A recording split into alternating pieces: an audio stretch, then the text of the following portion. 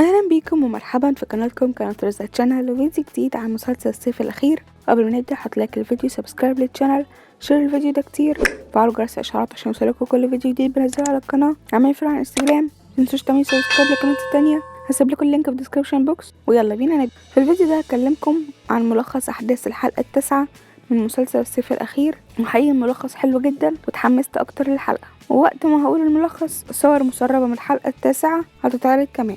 وملخص الحلقة التاسعة: سليم بعد أن علم بخيانة أغون قرر تحويل حياة أغون إلى جحيم، حتى لو لم يستطيع القبض عليه بتهمة التجسس سوف يحضره إلى المحكمة دون أن يؤذيه. ومع ذلك تم فصل سليم من الخدمة، وعليه أن يأتي أغون إلى المحكمة عن طريق وكيل نيابة آخر بعيدا عن سليم. وعندما ذهب أغون إلى المحكمة لم يتوقع أحد ذلك، أنه أتى دون سليم وعلى يد وكيل نيابة آخر. هناك طريق مختلف تماما ينتظر أغون الآن، لكن أغون لا ينوي الذهاب دون دفع ديون الضمير للمدعي العام بسبب ما فعله أغون في سليم.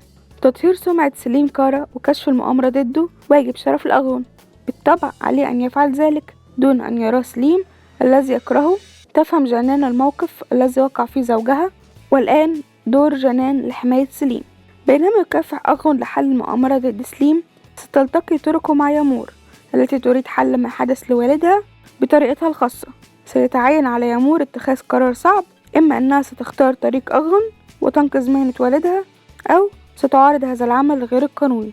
الحلقة هتكون قوية جدا بجد، متحمسة جدا للحلقة زي ما قلت، للأحداث عمالة تزيد وتقوى، فننتظر حلقة التاسعة غدا ونشوف هيحصل ايه فيها.